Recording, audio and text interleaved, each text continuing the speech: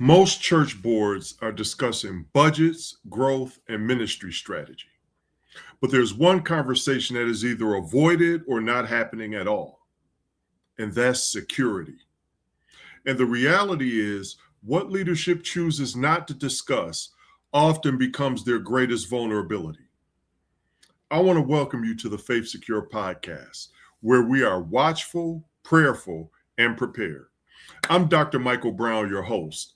And over the past several episodes, we've had conversations with experts in physical security, cybersecurity, emergency management, and leadership.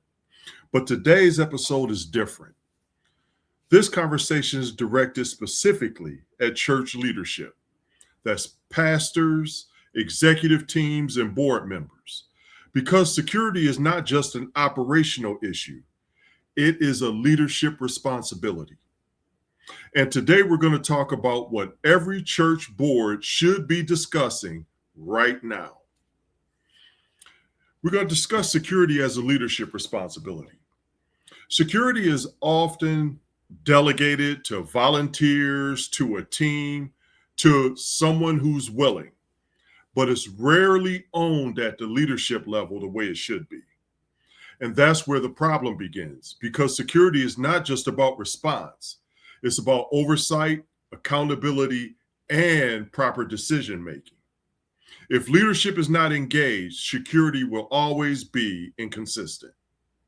Security improves when leadership owns it, not when it delegates it. We're going to deal with some false assumptions. And one false assumption is we're covered. One of the most common assumptions I hear is we have people in place. But when you look closer, no formal plan, no defined roles, no training structure. There's also no coordination with emergency services. That's not coverage, that's exposure. And many boards don't realize the difference. Having people is not the same as being prepared. Let's talk about some of the conversations that aren't happening in churches. Here are the conversations that should be happening at the board level, but often aren't. What is our actual security posture? Do you know? Did you have someone come in and assess exactly what your security posture looks like and where you are on the spectrum in regards to how adequate your security apparatus and policies and procedures are? Do we have documented emergency plans? Who is responsible during an incident? Who is responsible to do what and where to go, who to call? Is that outlined?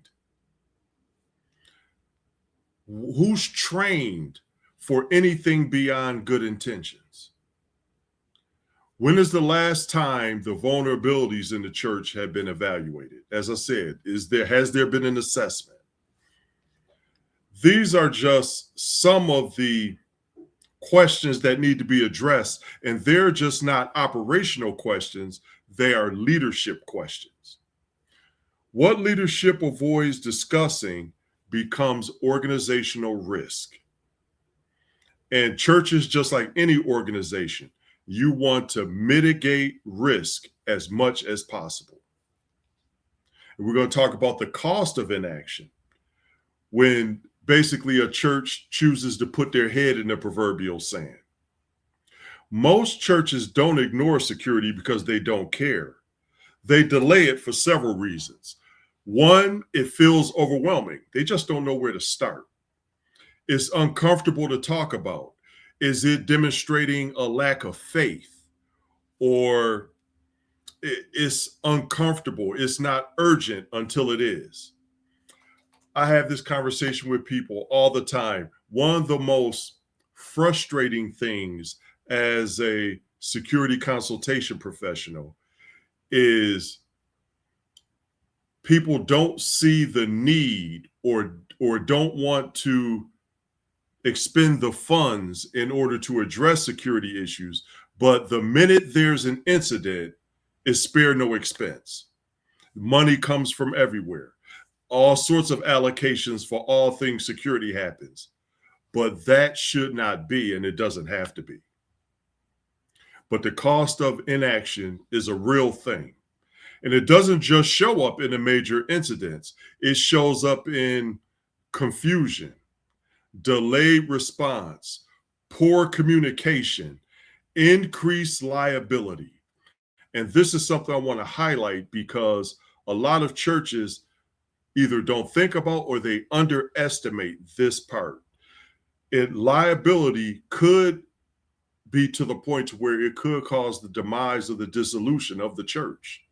If there's a judgment that exceeds what the church or the insurance company will be able to pay or willing to pay, that could cause the church to possibly close. And liability is something that always has to be considered in the security posture, safety posture, all these things that impact the church. And the biggest thing is the loss of trust. If there's an incident and it's not responded to and handled properly and adequately, it could cause your members or the congregation to lose trust in the leadership of the church. If that happens, that could cause people to stop attending the church and to stop financially supporting that particular church.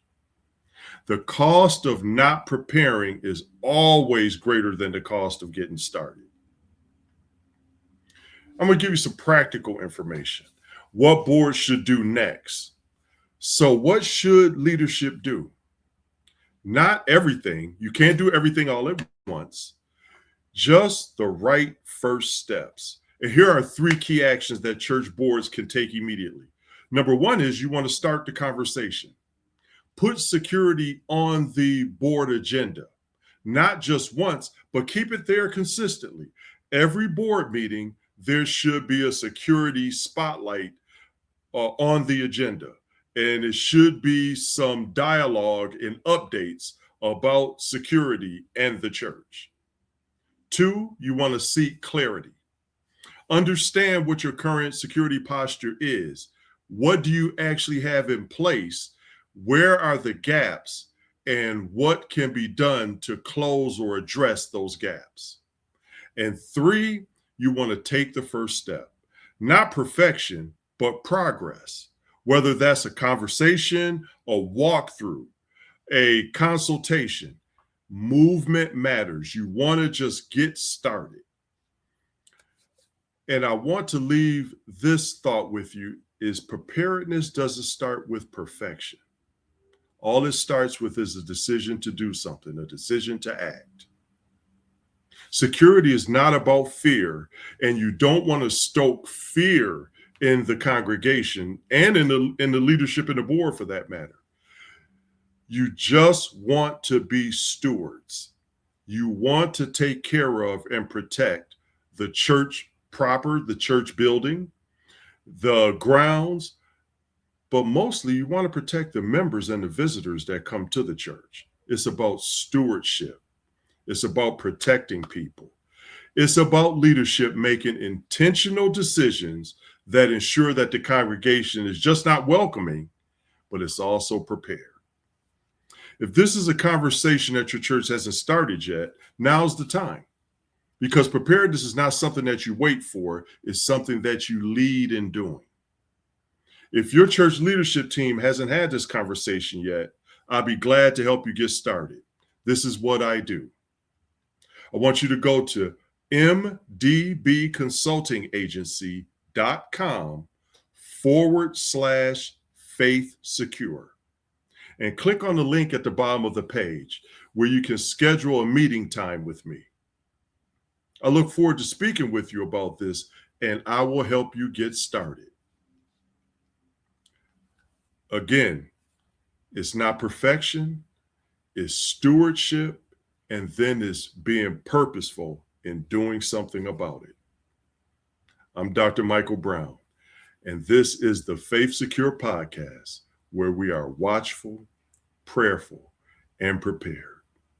God bless, and I look forward to speaking with you. Take care.